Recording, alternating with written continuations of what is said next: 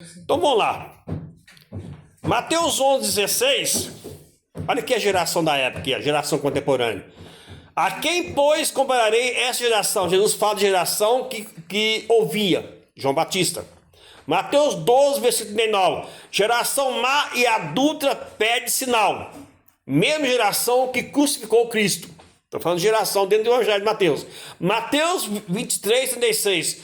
Todas essas coisas hão de vir sobre esta geração. O contexto, aí você vai ver igualzinho sangue de Abel até Zacarias. Mateus 23, 37. Julgamento fechou no ano 70. Agora vamos lá. Algumas verdades linguísticas. Verdade. Historiadores gregos diz que era 40 anos. Naquele contexto ali, Jesus estava com 30, vamos colocar 30 anos, né? Morreu com 33, com mais 40, 70 anos depois ia fechar tudo. Dentro daquela geração, que ia fechar no ano 70. Então, Jesus judeu, ele falava aramaico. Em Mateus escreve grego. Então, o povo judeu, com tal geração, tempo de pai para filho era assumir 40 anos, era uma geração.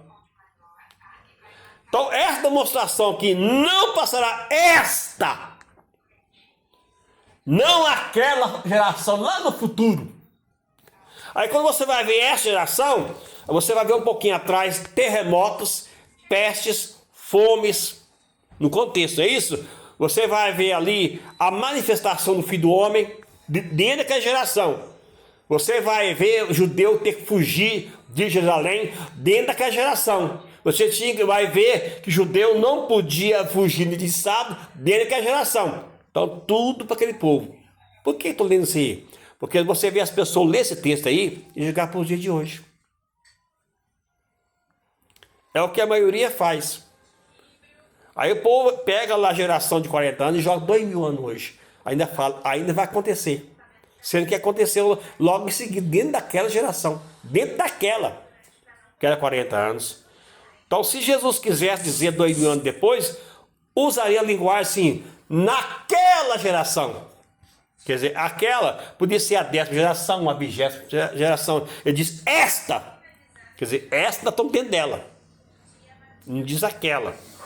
Então, usaria aquela geração. E usou esta geração. Que logo, 30 anos depois, 40 anos depois, mais ou menos, essa média aí, 70 anos, aconteceu aquele tudo. Dentro de Mateus 24. Só que as pessoas não sabem desse contexto. Então, o contexto de Mateus, você vê que os discípulos perguntaram. Mateus 24, 3, diz-nos, quando serão essas coisas? Aí Jesus começa a falar. Tempo destruído, versículo 2, que ser destruído. Ia surgir falsos profetas, ia fugir falsos cristos, está lá. Ia enganar muitos. Então, a resposta de Jesus tem que caber na vida de quem perguntou, naquele contexto. Não nós hoje.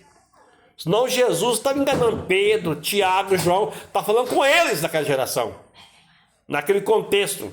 Então, Lucas também, 1,5, fala de geração em geração. Lá em Lucas capítulo 1, versículo de número 50. Lá fala de geração em geração, geração em geração, de 40 em 40 anos, encerrava uma geração. Então, de geração em geração, é a sua misericórdia.